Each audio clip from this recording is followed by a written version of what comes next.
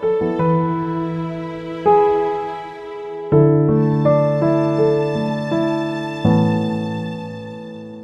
a abrir el libro del profeta Isaías, capítulo 6.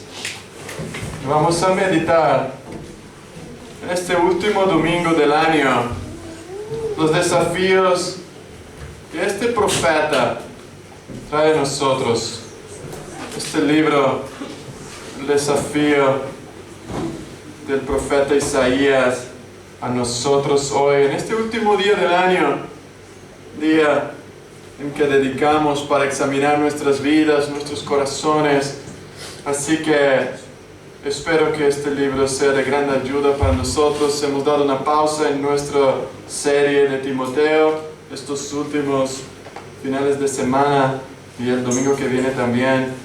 Pero espero que el Señor hable con nosotros en este pasaje tan conocido, tan estudiado y quizás memorizado por muchos, pero poco entendido a la luz del libro de Isaías.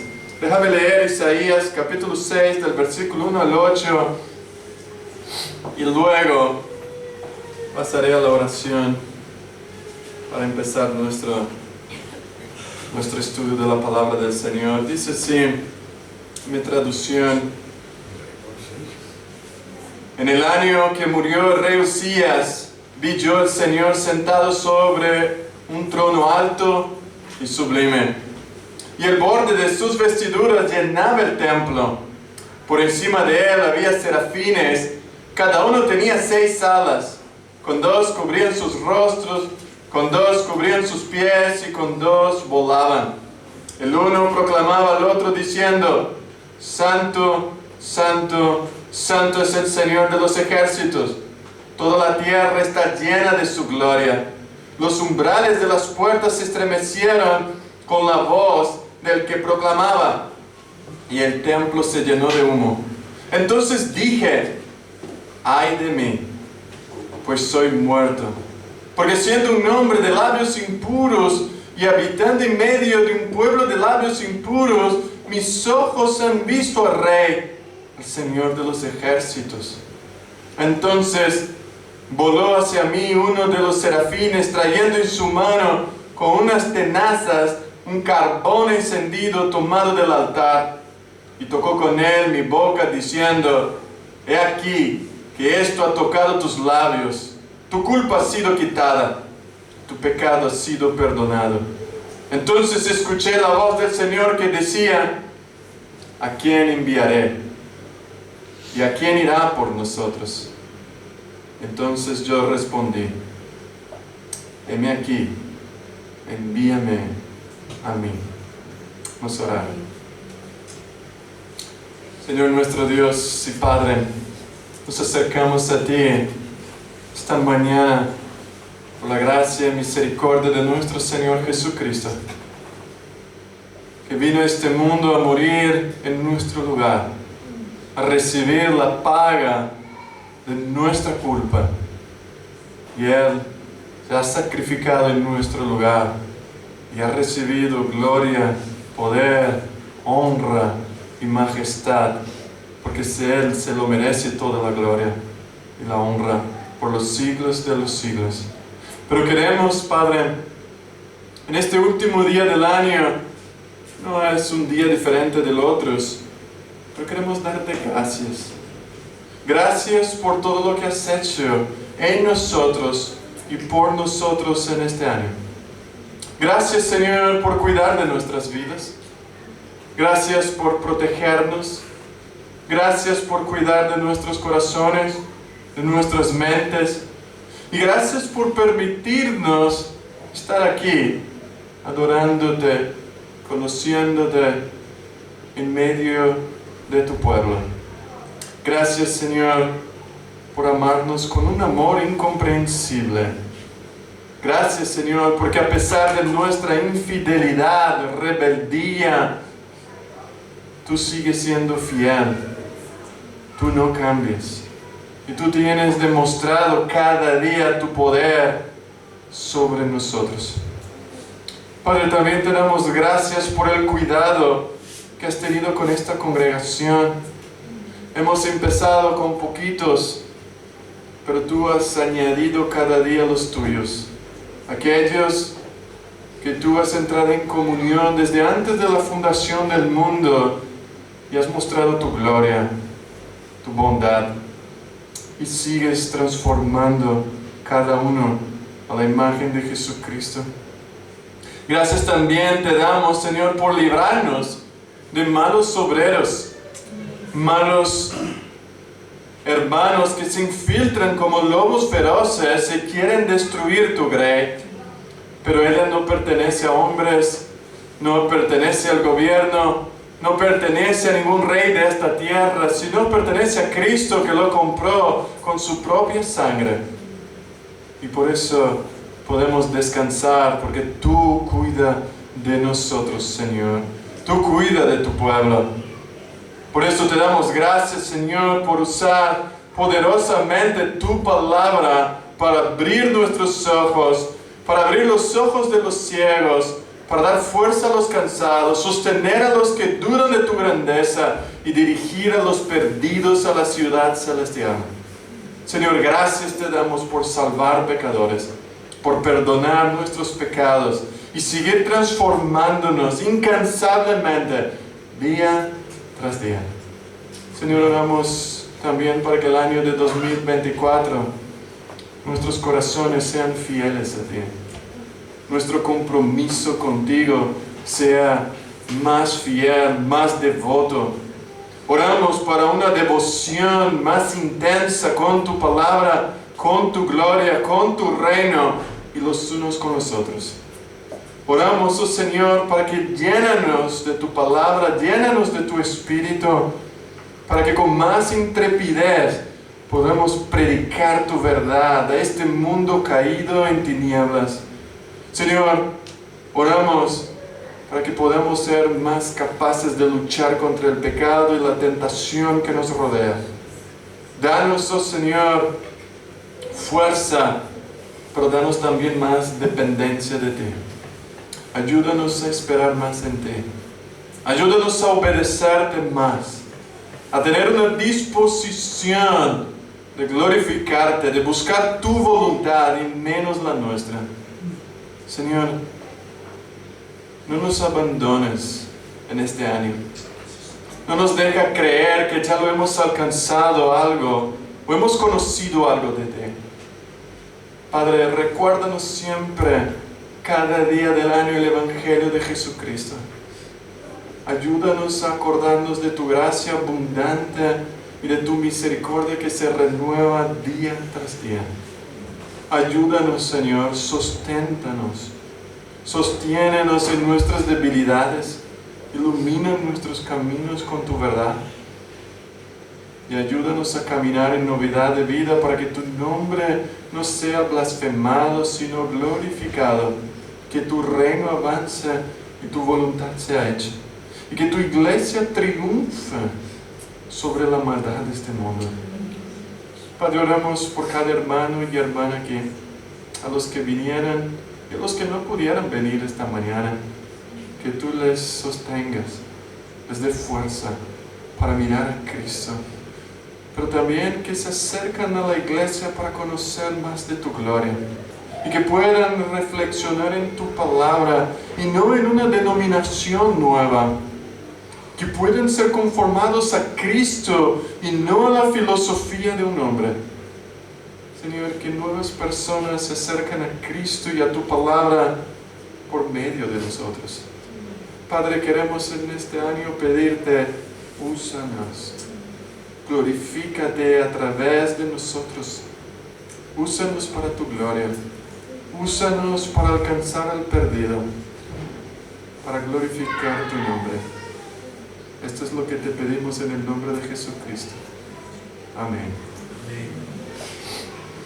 Hermanos, es interesante que llegamos al último día del año y este día usamos para meditar, para hacer reflexiones sobre todo lo que hemos hecho este año, todo lo que hemos hablado, todo lo que, quizás cosas malas que hemos actuado de una manera no bíblica. Algunos de nosotros tendremos que este año arrepentirnos cuando hacemos una evaluación de nuestra vida. Otros tendremos que repensar si seguiremos viviendo de esta forma o tenemos que cambiar de actitud. Otras personas tendremos que afirmar nuestras convicciones en la palabra de Dios. Otros tendrán que reconocer que están lejos de la voluntad de Dios y doblar sus corazones para decir: Señor, estoy mal. Pero todos nosotros de una manera u otra tendremos que hacer resoluciones. Y déjame presentar algunas resoluciones de un gran hombre de Dios llamado Jonathan Edwards. Y él hizo 70 resoluciones. Déjame leer algunas para ver si te encaja o si más o menos tú piensas como él. Él dice así: estoy apercibido de la realidad de que soy incapaz de hacer cualquier cosa sin la ayuda de Dios. Humildemente le pido que por su gracia que me permita mantener estas resoluciones hasta el punto de que estén de acuerdo con su voluntad por causa de Cristo.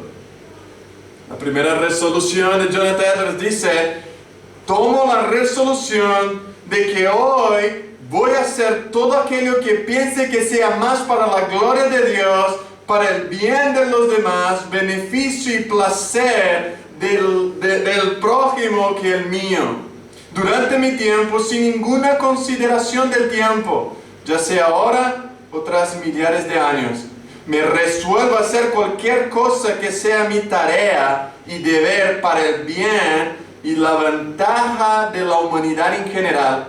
Tomo la resolución de hacer esto sin importar cualquier dificultad que se me presente, ni cuántas ni qué tan grandes puedan ser.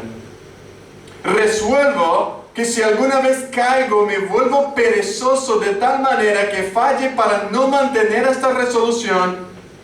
Estas resoluciones me arrepentiré de todo lo que pueda recordar cuando recupere mi sensatez. Resuelvo nunca hacer ninguna cosa o clase de cosas, ya sea en el alma o cuerpo, menos o más, que tienden a minimizar la gloria de Dios. Resuelvo nunca perder ni un momento de tiempo, sino aprovecharlo en la forma que más beneficiosa que sea posible. Tomo la resolución de que si me deleito en algo como una gratificación para mi orgullo o vanidad o en cualquier medida, inmediatamente lo rechazo.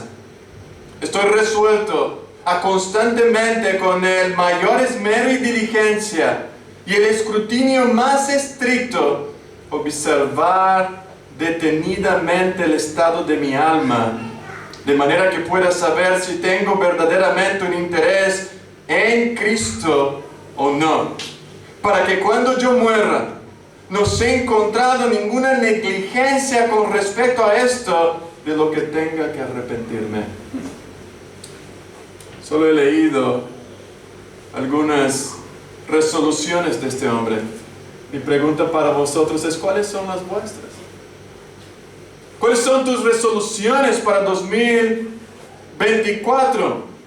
Y necesitamos resoluciones como Jonathan Edwards, de luchar contra su yo, contra su pereza, contra su malgastar el tiempo,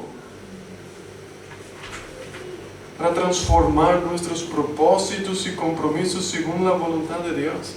Y esta es mi intención en este sermón, es dar ánimo, fuerza, desafío para aquellos que están dormidos en este mundo. Muchas veces vivimos como si la vida día tras día y levantamos, trabajamos, hacemos las tareas como si no hay un mañana. Vivimos como si el tiempo fuera nuestros. Y a veces somos atacados por circunstancias difíciles que no estamos listos para enfrentarlas. Porque pensamos que el mundo es un mar de rosas. Pensamos que Dios tiene que librarnos de todos los leones, de todas las dificultades, de todas las enfermedades. Más bien, Dios es nuestro ayo y no nuestro Señor. Más bien, Dios es un siervo para nosotros que tiene que arreglar mi vida para que yo me sienta confortable, alegre y no encuentre ninguna piedra en mi camino. Este no es el Dios de la Biblia. Y yo sé, hermanos, que muchos de nosotros este año han pasado muchos desafíos. No hay personas que no han sufrido o que no sufren cada año. Cada uno sufre de un grado diferente. Cada uno sufre con problemas diferentes, con familias diferentes, con amigos diferentes, con trabajos diferentes, con situaciones económicas diferentes. Hay algunos que sufren problemas de no tener dinero y otros sufren problemas porque tienen demasiado dinero. Hay otros que no tienen salud y otros tienen demasiada salud y no saben qué hacer. Hay otros que no tienen tiempo y hay otros que tienen demasiado tiempo. Todos tenemos problemas. Pero para el cristiano, mi vida o mis resoluciones se resumen en confianza y esperanza.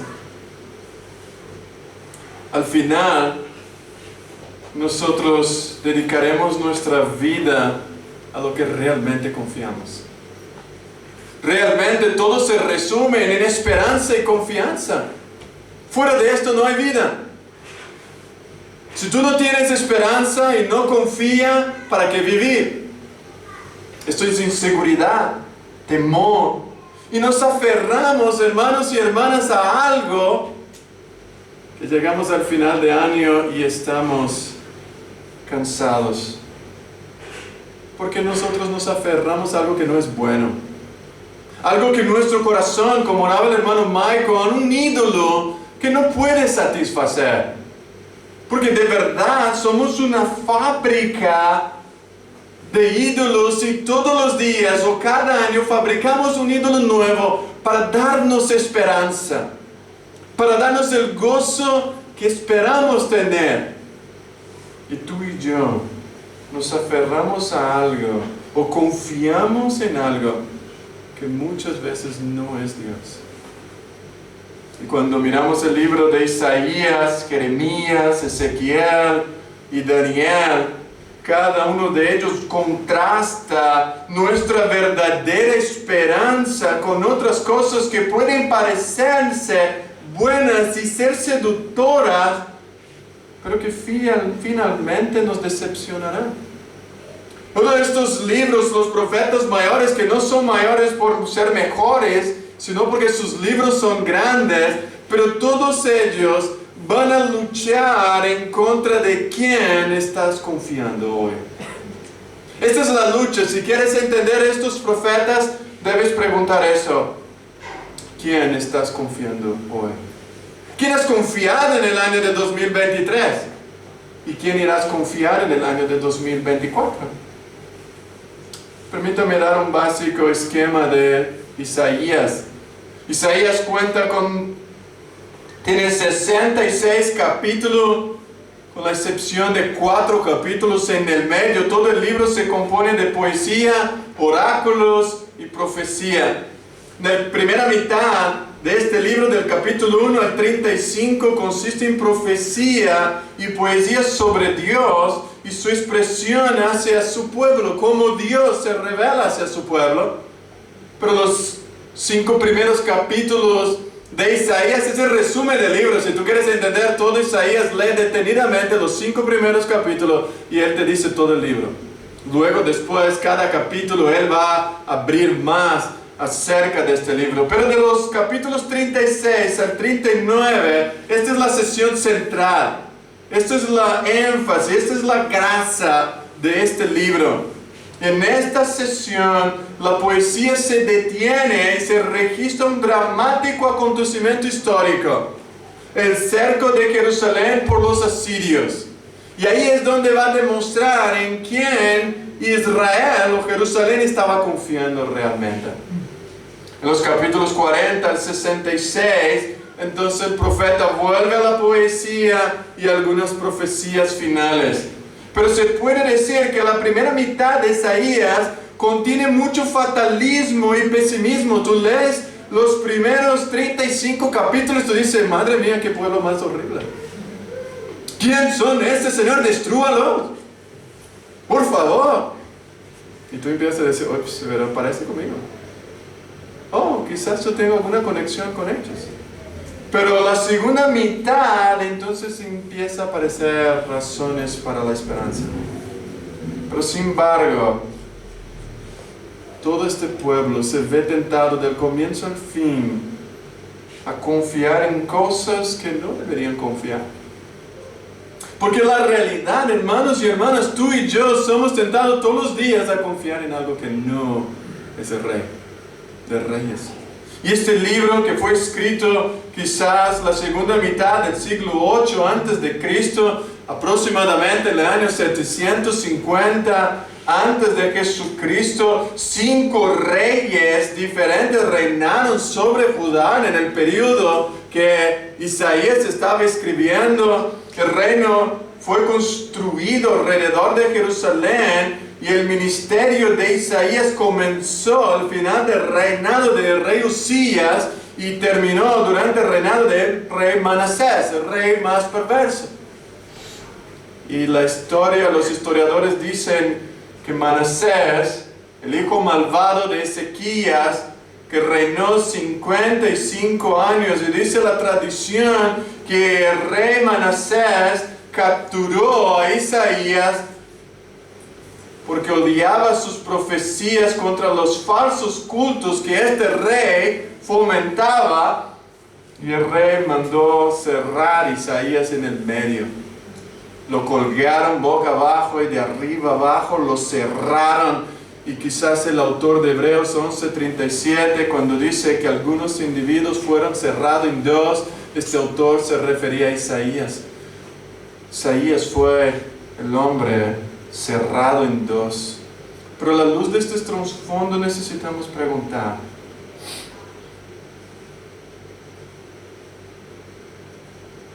¿qué decepciones llevas contigo hoy?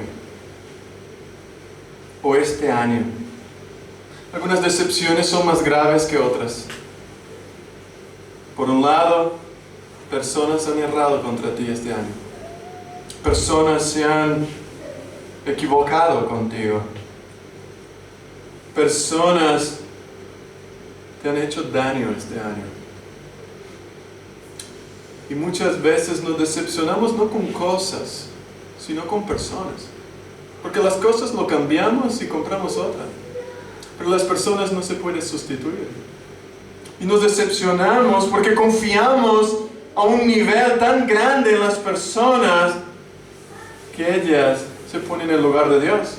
Y todo lo hemos experimentado. Alguien a quien hemos depositado nuestra confianza la defraudó, hirió nuestra confianza, nos traicionó y nos hirió nuestro corazón. ¿Has tenido alguna vez esta sensación o angustia en tu corazón por haber sido traicionado por aquellos que tú amabas? ¿Has esperado por alguien que no ha venido? ¿Has planteado un evento pero no ha aparecido? ¿Invertiste en la relación pero no te fueron fieles? ¿Dijeron que no volverían a hacer pero lo hicieron? ¿Volvieron a negarte? O tal vez incluso diste esperanza y confianza extra, pero te traicionaron. Esa persona una vez parecía tan prometedora, pero ahora la suma y la sustancia de ella es solo una decepción. ¿Por qué nos centramos tanto en las personas? ¿Qué hace que nuestra esperanza en los demás sea tan alta, sobre todo cuando somos conscientes de todas nuestras debilidades? ¿Por qué depositamos tanta confianza en alguien tan frágil que no puede darnos la esperanza que necesitamos? A veces parece que no podemos evitar confiar o esperar en la gente. Año tras año, aunque salimos frustrados, decimos, no puedo dejar de confiar. Tengo que abrazar a alguien. Nos adentramos en un futuro desconocido y por eso es natural depositar nuestras confianzas en alguien. no sabemos lo que va a pasar. Pero como cristianos no somos exactamente el pueblo de Judá, pero nos asemejamos a ellos. Somos el pueblo especial de Dios y a menudo nos vemos tentados, no solo individualmente, pero colectivamente, a poner nuestra confianza en las cosas equivocadas, en las personas equivocadas y en nosotros mismos. Y termina año tras año y estamos frustrados. Ahora, ¿qué te motiva hoy, hermanos, a comenzar este nuevo año? ¿Qué es lo que te está motivando? ¿Cuáles son tus verdaderos objetivos, tus verdaderas ambiciones, tus verdaderos propósitos? ¿Cuáles son? ¿En qué confías para lograr estos fines? ¿Lo que esperas es suficiente para centrar todo tu ser? ¿En aquello en lo que confías es suficiente para llevarte a lo largo de tu vida? Tal cosas como el rey de Egipto, de Siria, parecen parece hasta útil durante un tiempo, pero el tiempo revelará que son desnecesarios. Y hermanos, ¿cómo podemos confiar en alguien ante tanta decepción? Quizás tú dices hoy, ¿en quién confiaré? Déjame mostrar en quién tú puedes confiar. Esto es lo que Isaías nos dice. Mira el versículo 1 de Isaías. En el año que murió el rey Usías. Y debemos entender quién era Usías. El rey Usías murió en el siglo 8 antes de Cristo y su reinado fue el reinado, uno de los más importantes en la historia de Judá. Fue uno de los mejores gobernadores de Judá. No hubo casi otro hombre como él. No fue un David, pero fue casi un David. Él fue señalado. No tuvo corrupción que caracterizaba los reinos del norte, tales como Acab, que hizo lo malo delante de Jehová, sino que Isaías ascendió al trono cuando tenía 16 años de edad. Y reinó en Jerusalén 52 años y se mantuvo fiel todo el tiempo. Y él fue justo y piadoso casi todos los 52 años, menos el último minutos de su vida.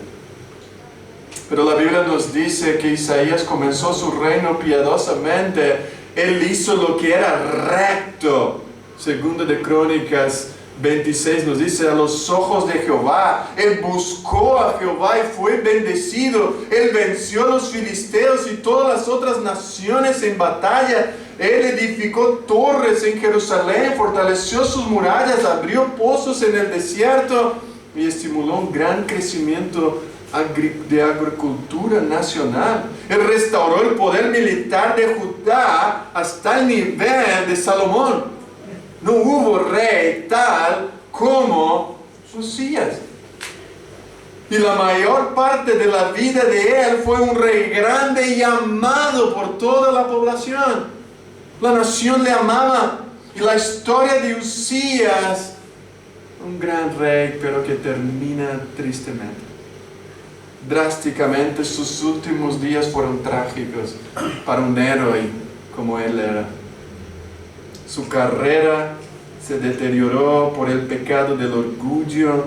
Después de haber adquirido tamaña riqueza, gloria, confianza y esperanza de la nación que creía ser indestructible con este rey, él se sintió como si fuera Dios.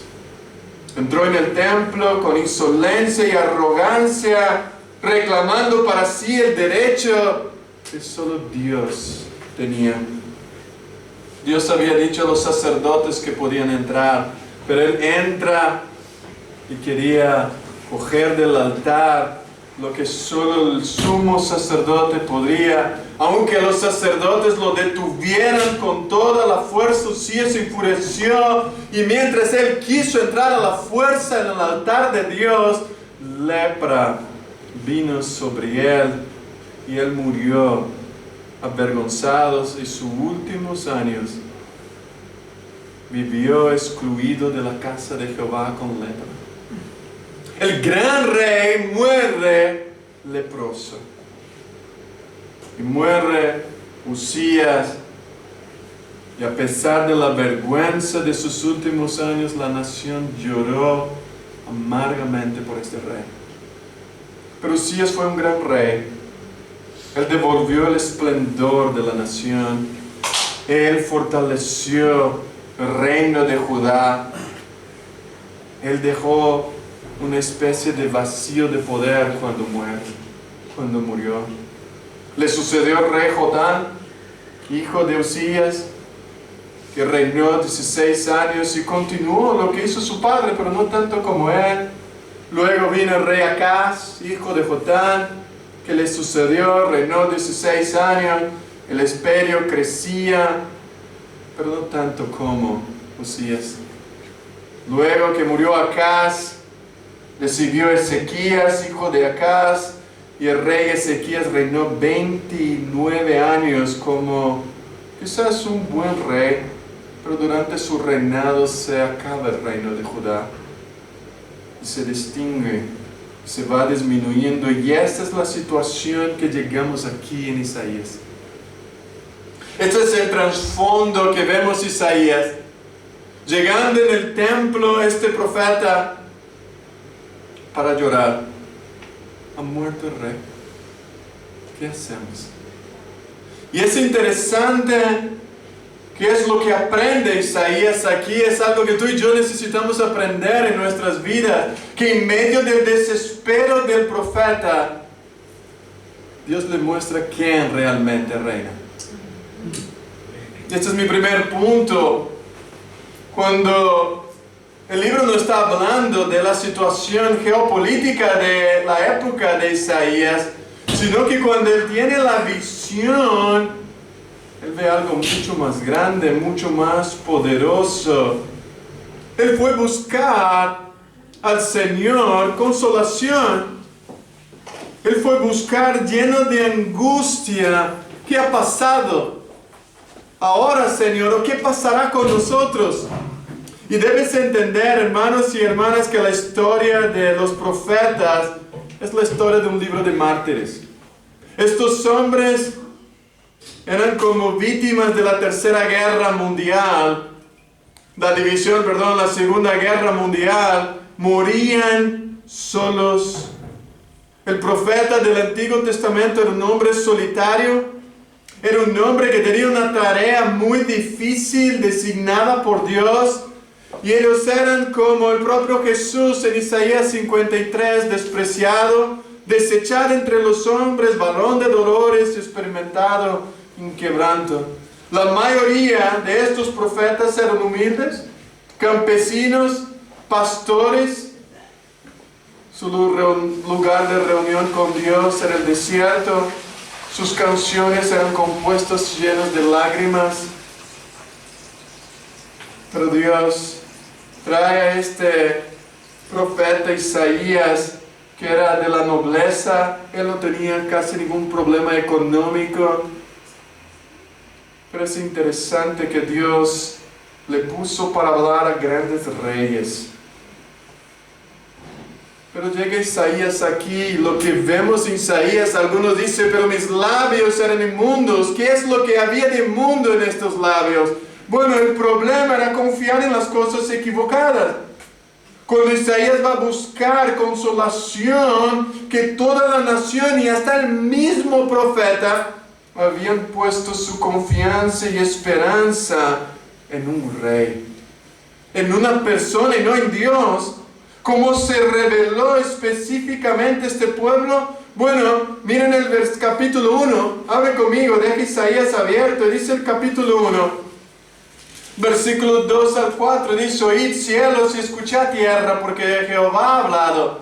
Crié hijos y los eduqué, pero se rebelaron contra mí. El buey conoce a su dueño y el asno el pesebre de su amo. Israel no sabe. Mi pueblo no entiende.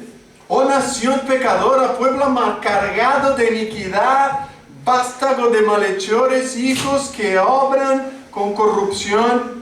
Han abandonado a Jehová, han despreciado al Santo de Israel, se han alejado y han retrocedido.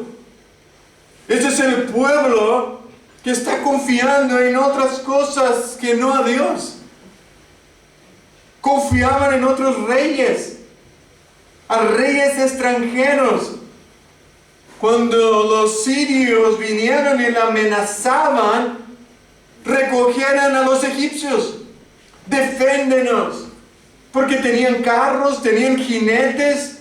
Y si tú ves allá en el capítulo 31, versículo 1, Isaías les advierte: ay de los que descienden a Egipto en busca de ayuda, de los que confían en los caballos, de los que confían en la multitud de sus carros, en gran fuerza de sus jinetes, pero no miran al Santo de Israel en busca de ayuda del Señor. Y varios versículos adelante, en el mismo capítulo 31 de Isaías, dice: pero los egipcios son hombres y no Dios.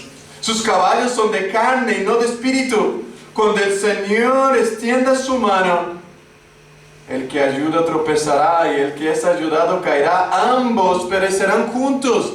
Entonces el Señor, en medio de esta profunda desesperanza, Él muestra al pueblo: estás confiando en personas equivocadas, en reyes equivocados. Entonces dejaron de confiar en los egipcios y empezaron a confiar en Asiria. Acaz, este rey, hizo un tratado con Asiria para que fuera el Señor y protector de Judá, para que mantuvieran el pueblo a salvo. Y esto tú puedes leer en toda la mitad del capítulo 1 al capítulo 39. Y Asiria, que era una superpotencia dominante en la región, no pudo defenderlos de los babilonios. Babilonios, la segunda mitad del libro, adquiere mayor protagonismo. Y allá en el versículo 39 son destruidos por los babilonios. Los asirios son barridos por los babilonios de una manera, y Dios le muestra a esta nación: nadie les puede ayudar, nadie como yo. Pero en fin, dicen: vale, no puedo confiar en los reyes, no puedo confiar en personas, y empiezo entonces a confiar en mí mismo. Y allá en el capítulo 22, versículo 8 al 11, dice: el Señor despojó las defensas de Judá, y tú miraste en aquel día las armas del palacio del bosque. Viste que los muros de la ciudad de David estaban rotos en muchos lugares. Almacenaste agua en el estanque inferior. Contaste los edificios de Jerusalén y derribaste casas para reforzar la muralla. Y construiste un depósito entre las murallas para el agua del estanque viejo. Pero no mirasteis al que hizo, ni tuvisteis en cuenta al que planeó hace mucho tiempo.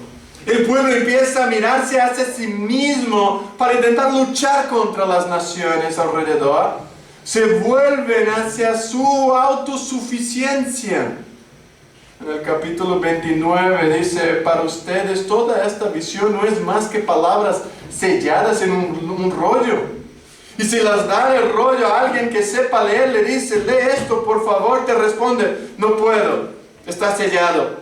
O si le das el rollo a alguien que sepa leer y le dice: lee esto por favor, te responderá: no puedo, está sellado. Y si le das el rollo a alguien que no sabe leer y dice: lee esto por favor, dice: no sé leer. El Señor entonces dice: este pueblo se acerca a mí con su boca y me honran con los labios, pero su corazón está lejos de mí. Su culto hacia mí se basa en reglas meramente humanas que les han enseñado, pero no se aferran a mí. Y Él termina diciendo: ¿quién lo sabrá? Lo da la vuelta a las cosas como si pensara que el alfarero es como el barro. Dirá el formado a quien lo formó: ¿tú me lo hiciste? ¿Puede la vasija decir al alfarero: tú no sabes nada? No. Este pueblo quería decir a Dios cómo Dios tenía que actuar. Hermanos, una de las grandes cosas que puedes ver en tu corazón, que cuando hay idolatría, cuando no confías en Dios y confías en ti mismo, es que empiezas a mandar a Dios a hacer cosas que tú querías hacer y no que Él sabe cómo hacerlo. Comienzas a mandar en Dios. Esta es la gran evidencia que tú no lo conoces y estás confiando en alguien más que no a Dios. Y no solo el pueblo confió en otros reyes, confió en reyes infieles. Por ejemplo, cuando Acaz era un rey instalado por Dios que abandonó a Dios, el pueblo lo sigue. El pueblo no supo diferenciar. Este no es un rey, a pesar de ser rey, deberían decir no seguirlo. Pero el pueblo se extravió y no siguieron la palabra del Señor, sino que confiaron en un rey rebelde que se había extraviado y extravió todo el pueblo. Por eso, para aquí por un momento, hermanos y hermanas, y piensa en quién has confiado. ¿En ti mismo? ¿En los políticos? ¿En tu experiencia de vida? ¿O realmente en el gran y verdadero Dios? ¿Estás terminando este año confiando en Jehová de los ejércitos? Mira conmigo la visión del profeta Isaías, lo que él tiene. Dice, y vi yo el Señor sentado sobre un trono alto y sublime. ¿Por qué? Ahora Dios se demuestra a Isaías que Él está en el trono. Porque Isaías tiene que ver el trono.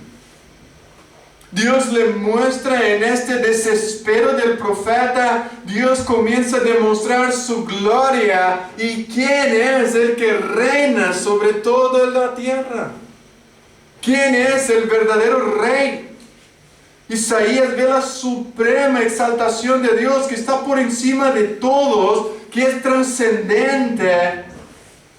Por eso aquí Dios empieza a mostrar la diferencia entre el reinado humano que muere y acaba con las esperanzas de la nación y vuelven al polvo, y aquel que jamás sale de su trono, aquel que jamás se le quitan del trono.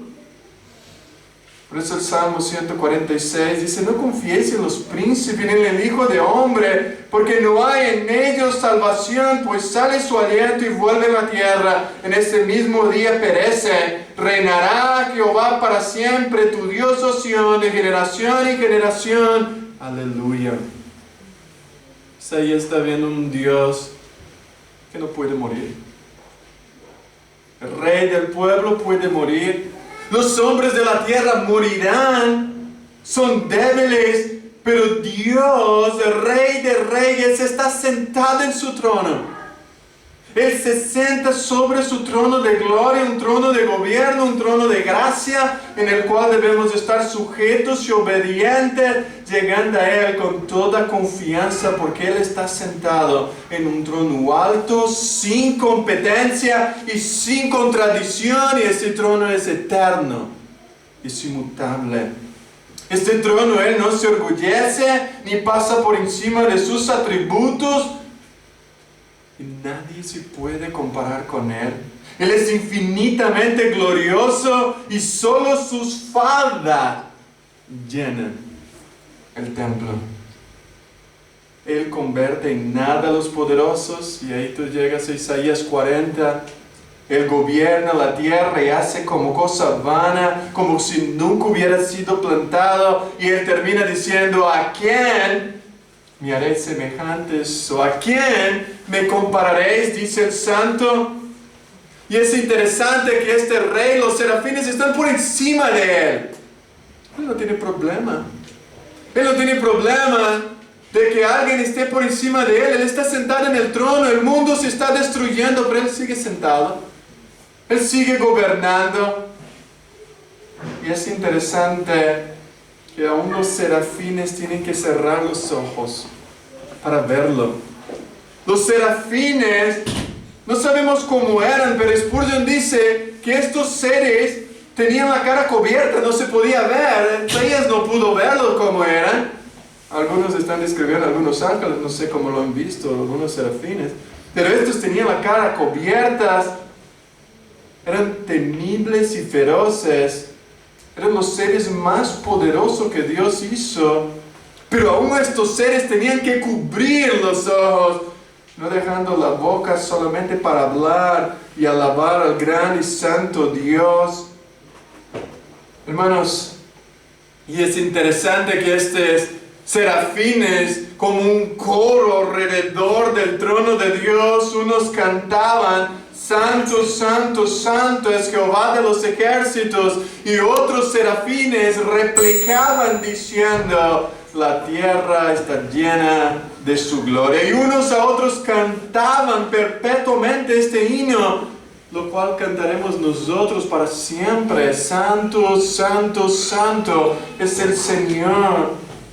Y es interesante que cuando Moisés entra en la presencia de Dios, Dios le dice para quitar los calzados, porque eres un hombre de la tierra.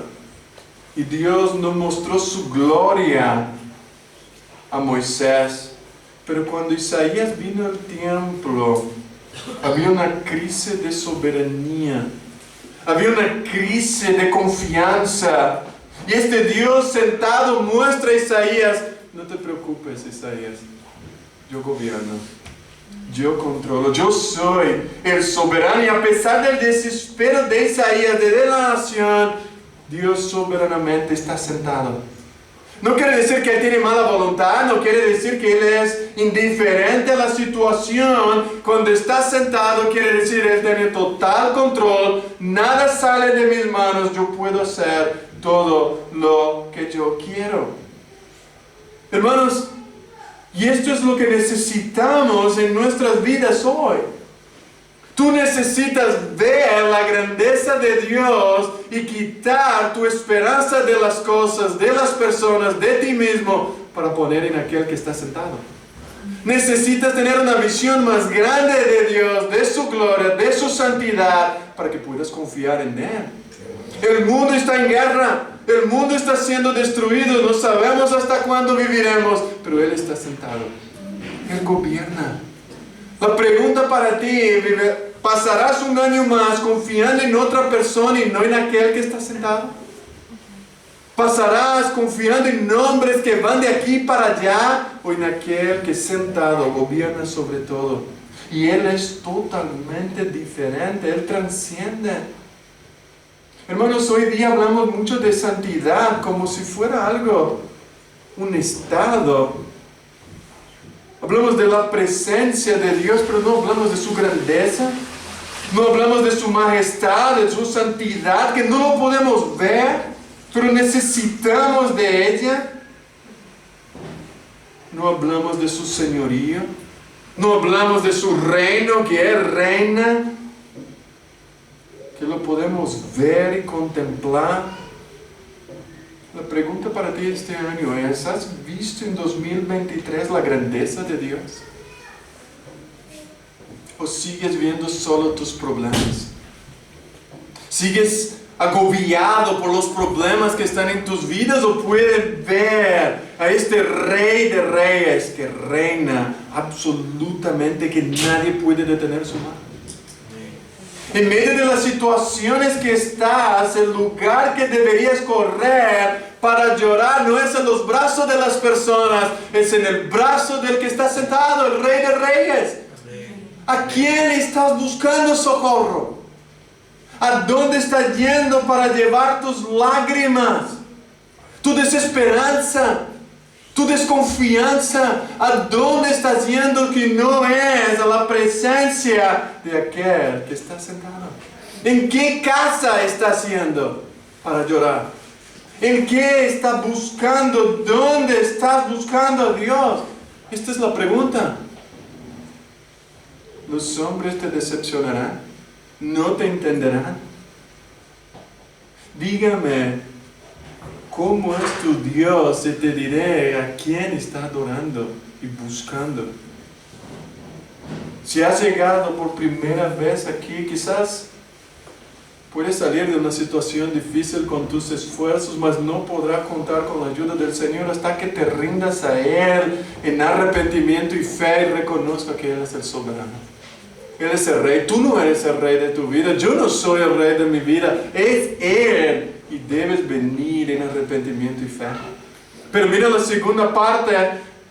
Isaías no solo ve la grandeza de Dios, dice del versículo 4 al 5, y se estremecieron los cimientos de los umbrales a la voz del que clamaba, la casa se llenó de humo. Entonces dije, ay de mí, porque estoy perdido, pues soy hombre de labios inmundos. La alabanza de los serafines hizo temblar no solo el templo, pero la estructura de Isaías. La vida de Isaías no se quedó de la misma manera. Isaías tuvo que confesar, ay de mí. La gran voz salía humo que venía de los inciensos colocados en el altar. Y hasta aquí fue lo que Isaías vio. Ahora lo que pasa a hacer es escuchar. La reacción de ver la grandeza de Dios es humillación. Arrepentimiento. Es reconocer quién soy. En los labios de un profeta la palabra ay es un aviso de juicio. El juicio de Dios vendrá. Y si tú ves el capítulo 3, Isaías dice, ay del impío, mal le irá, porque según las obras de sus manos le será pagado. En el capítulo 5, versículo 11 dice, ay de los que se levantan la mañana para seguir la embriaguez, que se están hasta la noche, hasta que el vino los enciende. En el capítulo 5, versículo 20 al 23, ay de los que lo malo llaman, dicen bueno, y a lo bueno malo, que hacen de la luz tinieblas y de las tinieblas luz, que ponen lo amargo por dulce y lo dulce por amargo. Ay de los sabios en sus propios ojos y de los que son prudentes delante de sí mismo. Ay de los que son valientes para beber vinos y hombres fuertes para mezclar bebida. Ay de los que justifican al impío mediante cohecho y al justo quitan su derecho. Ay de ellos. Pero ahora Isaías no está diciendo ay de vosotros, sino él está invocando ay de mí, que he visto la gloria de Dios. Ay de mí. Y Isaías vio el cuadro de la majestad de Dios y el clamor de espanto, de juicio, se estremece a él y él pudo ver quién él era. ¿Has visto quién tú eres este año? ¿Quién eres tú? ¿Quién eres tú realmente? En este instante, Isaías era un hombre íntegro, era un hombre maduro. Sus contemporáneos consideraban a él un hombre más recto de la nación y le respetaban con un modelo de virtud. Pero cuando él ve a Dios, su gloria, su trono, su santidad, en este instante toda su autoestima fue sacudida. En un segundo, su desnudez se descubrió ante la mirada de la norma más absoluta de santidad. Cuando nos comparamos entre nosotros como pobres mortales, nosotros podemos tener una alta opinión de nosotros mismos. Qué bueno, yo no soy como él. Pero en el instante en que tú te mides con la norma suprema, deberías tener la misma reacción y estar devastado, desintegrado, desarticulado, sentir toda tu integridad se derrumbar.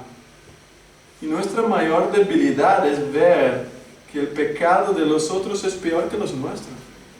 Es siempre decir, Él ha hecho más que nosotros.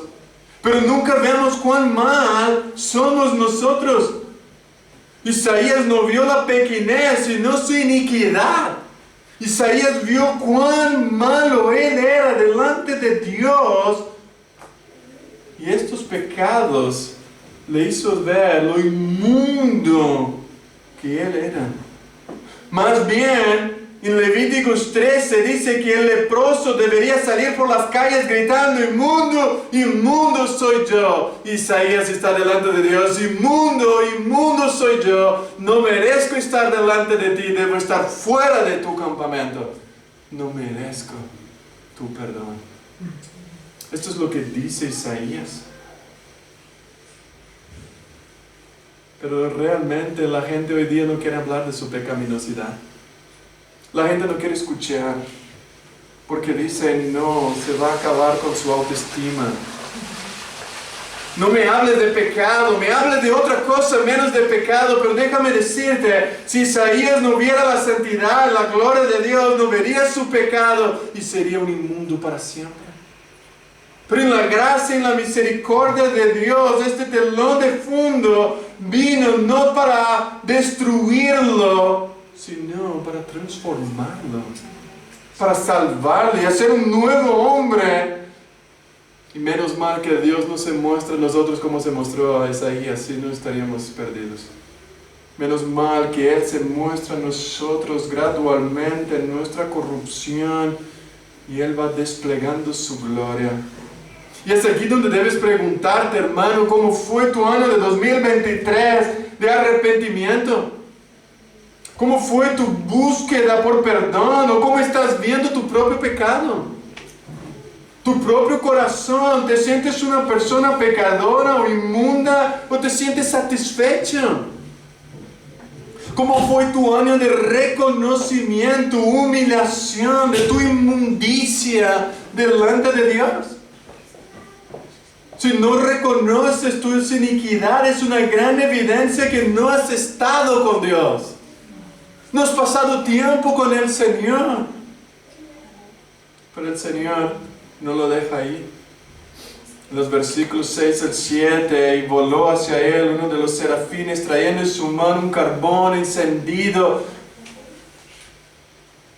Simplemente este ángel le toca en él sobre su boca y le dice, tu culpa es quitada y limpio tu pecado.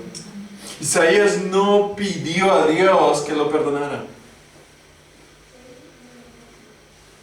Dios tomó la iniciativa de perdonarlo. Él simplemente reconoció su pecado.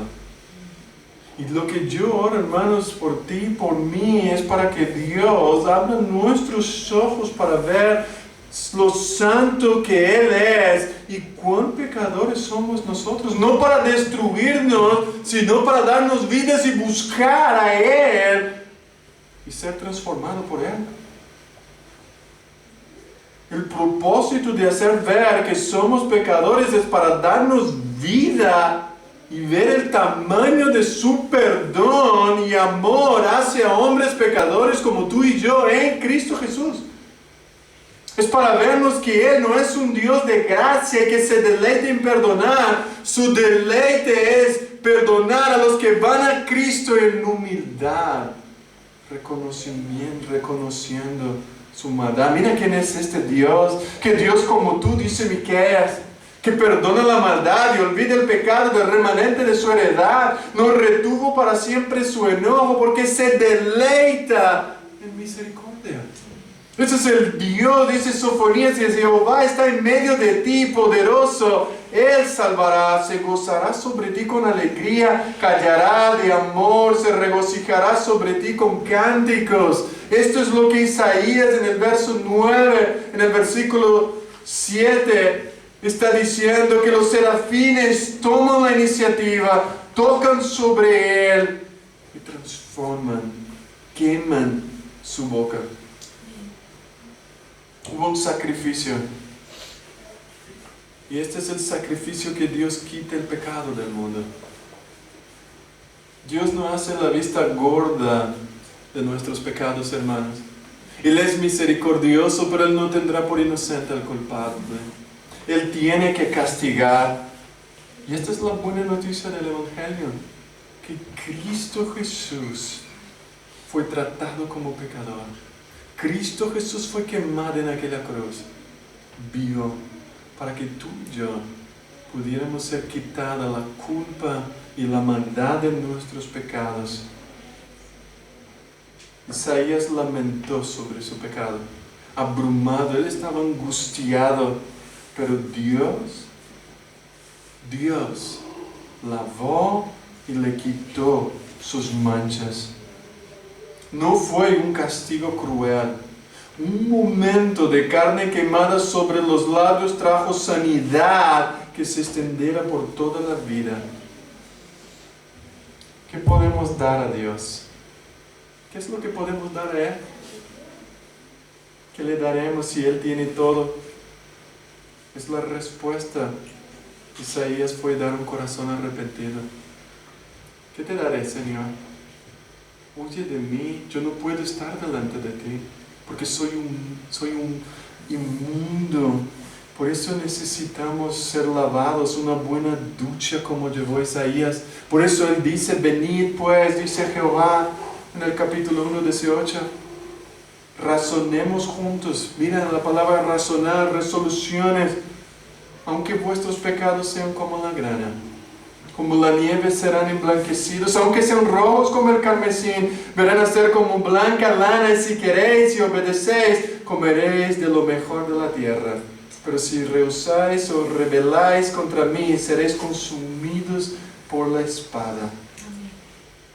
Después de Isaías ver la grandeza de Dios, su reino, su sublime santidad, después de reconocer su maldad, que Él merecía morir porque era un hombre inmundo, luego Él ve a Dios lavándole, transformando quien Él era. Ahora la respuesta. El creyente siempre tiene la responsabilidad de responder a todo lo que Dios hace. Entonces Dios en la Trinidad se preguntan, ¿a quién enviaré yo? ¿Y quién irá por nosotros? La Trinidad. Y esta pregunta nos parece extraña. Dios solo hablando, Él puede hacer lo que Él quiere, pero Él quería provocar algo en el corazón de Isaías. El corazón de aquel que vio su gloria y ahora ya no podía estar más callado. Aquel que había sido limpiado por Dios tenía que hacer algo para agradecer todo lo que Dios le había hecho, para responder a la gracia, a la misericordia de no haber sido destruido. Él dice, envíame a mí. Y Él nos da el privilegio de responder de una manera tremenda, de participar de su reino. Es interesante que sin preguntar a dónde, Isaías no dice, Señor, pero ¿dónde? Pero, yo puedo ir, pero ¿dónde? Allí no, Señor. Isaías no se preocupó, él no dice, ¿hacer qué? Y esto sería lógico, hermanos, si fueran motivados por dinero. Esto sería lógico si Isaías estaba motivado por personas, por ambición personal, pero él no estaba motivado por eso, estaba motivado por un rey de reyes que gobierna sobre toda la tierra, que es santo, santo, santo. Y aquí vemos que muchos que están en las iglesias hoy día no están siendo motivados por ese santo, santo, santo. Muchos de nosotros estamos siendo motivados. Si mi iglesia fuera mejor, yo serviría. Si mi iglesia tuviera mejores personas, allí yo serviría. Nuestro reino parece que no es el del cielo. La lucha con su pecado, la lucha con su rebelión fue transformada por el poder del Espíritu. Y ahora él estaba expuesto a su idolatría, y el Evangelio que le perdonó le hizo ser un otro predicador. Ahora imagínate si este predicador, Isaías, fuera a predicar sin haber sido transformado por esta visión. ¿Cómo sería Isaías predicando si no fuera transformado? Si no hubiera experimentado el perdón o sin haber visto la visión de Dios, ¿cómo sería él? Sin humildad, sin compasión, un espíritu de autojusticia, de superioridad. Cuando preguntaría a Dios a quién enviaré, él diría, pues Señor, no hay otro. Claro que soy yo soy el mejorcito del equipo aquí de esta nación. Pero él, definitivamente, él tuvo su ojo abierto, su corazón y su cuerpo fueron todo demolidos. Su culpa se transforma ahora en gratitud. Y él dice, envíame a ser cerrado en medio. Dios le quita el temor. El Evangelio es el que transformó la vida de Isaías. Cuando el Evangelio llega a una persona, la persona dice, yo no puedo ir, Señor. Yo no sirvo. Yo no puedo ir. Cuando el Evangelio transforma nuestro corazón, a nosotros decimos, Señor, yo voy, pero con tu gracia. Yo voy, pero con tu ayuda. Y por eso necesitamos sentir culpables para sentir el gozo del perdón. Tú necesitas sentirte culpable para poder sentir el gozo del perdón de Dios y entonces decir, envíame. Envíame, Señor, porque no hay más vida para mí aquí en esta tierra. Cuando tú ves la visión de Isaías, cuando él contempló no solo la cruz de Cristo, porque dice Juan que él vio la gloria de Jesucristo, entonces él dice, envíame. No envíala, no envía otro, envíame. Yo quiero ir, yo quiero servir. Y esta es la obra de Dios sobre el alma de Isaías, que aniquiló su autopiedad y dice, Señor, yo no tengo nada más para hacer que vivir para tu gloria. Heme aquí. El Señor trató con el yo de Isaías y transformó él.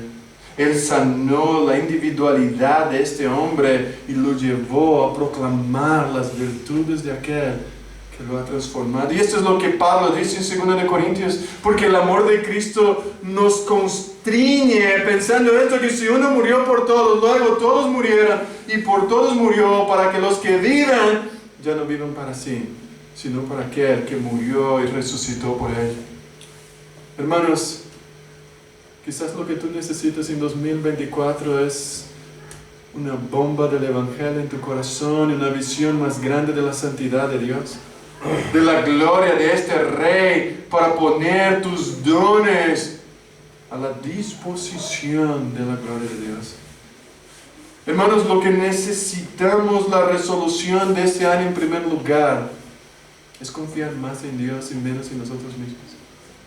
Si tú quieres servir a Dios, necesitas empezar como Isaías, reconociendo que tienes un ídolo en tu corazón y que solo Dios es el que merece toda la devoción. Una y otra vez este pueblo dio la espalda y despreciaron a Dios confiando en otras cosas, pero el libro de Isaías es una muestra para ti y para mí que Dios, que es perfectamente santo, perfectamente amoroso, vino a este mundo para salvarnos, para rescatarnos y buscarnos de nuestra infidelidad. Esto es lo poderoso del perdón de Dios. El que es también santo, Él tuvo que venir a morir y ser menospreciado por los hombres, para que tú y yo tuviéramos la justicia de Cristo.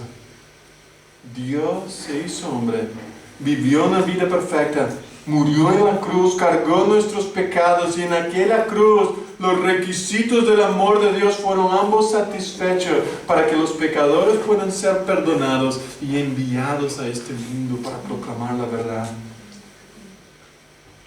¿Quieres el perdón de Dios? Él dice, ven a mí y yo no os echaré fuera. Yo soy el Señor, dice Isaías 27, que cuido y la riego continuamente, lo cuido día y noche para que nadie le dañe.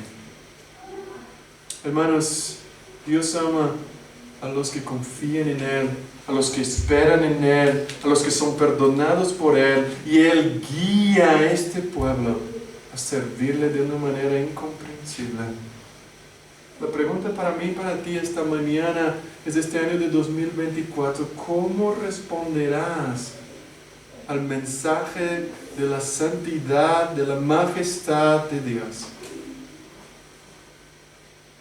¿Pondrás tu tiempo, tus talentos, tu energía para decir a Dios, aquí estoy? ¿O te esconderás un año más atrás de otros hermanos en la congregación, viviendo para tus sueños y tus ídolos? ¿Cómo responderás? Este es el mensaje del Señor a través del siervo Isaías. ¿Cuál será tu resolución para 2024? Todavía hay tiempo. El año todavía no ha acabado. Buscamos a Él ahora en oración. Buscamos a Él en su palabra. Buscamos a Él en un compromiso fiel de conocerla y ser transformado por Él. Y que nuestros corazones confíen en el único que jamás nos desamparará, jamás nos decepcionará, jamás sale de su trono. Vamos a buscar en oración. Vamos a orar.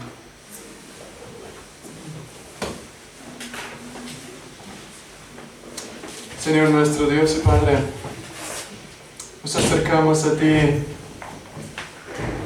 reconociendo nuestra inmundicia, reconociendo lo inmundo que somos, Señor. No somos merecedores de tu gloria. No somos merecedores de verte, de contemplarte, pero en tu gracia y en tu misericordia te places revelarte a nosotros. Y por eso queremos pedirte en esta mañana, ayúdanos a ver a nosotros mismos para que podamos ver lo diferente que somos de ti. Perdónanos porque no hemos sido amigos fieles. Hemos decepcionado y hemos decepcionado a otros. Perdónanos. Señor, oramos, oh Señor, para que estos ídolos que ocultamos en nuestros corazones, estas cosas a las que estamos demasiado apegados, que te oscurecían, oh Señor, ayúdanos a reubicarlas en nuestro corazón, a quitarlas del medio. Señor, quita de nosotros la confianza que teníamos en las cosas, en las personas, en los políticos, y ayúdanos a confiar solamente en ti. Señor, ayúdanos a adorarte de una manera más plena. Señor, oramos para que te conviertas en el objeto exclusivo de nuestra máxima devoción. Para que solo tú seas el único que queremos conocer, adorar y gozarnos de ti para siempre. Padre, enséñanos tu santidad. Revélanos quién tú eres, de tal manera que convierta nuestra pecaminosidad en amor.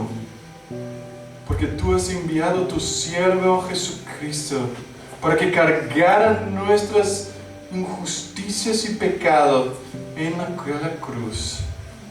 Oramos, oh Señor, para que tu Espíritu nos llene y gane nuestros corazones para ti, para que podamos adorarte, para que podamos de manera limpia, humilde, glorificar tu nombre. Oramos también, Señor, para que tengamos la misma disposición que hubo Isaías y el mismo Señor Jesucristo que antes de la fundación del mundo dice: heme aquí, envíame, Padre, para salvar a este pueblo. Ayúdanos a vivir para ti, no más para nosotros mismos. Ayúdanos a vivir mostrando que confiamos solo en ti como individuos y como iglesia. Que nos lleve a proclamar tu evangelio a todo el mundo hasta que Cristo regrese. Danos el denuedo, el coraje para levantarnos en medio de la oposición y decir: henos aquí, Señor. Envíanos a nosotros. Oramos en el nombre de Cristo Jesús. Amén.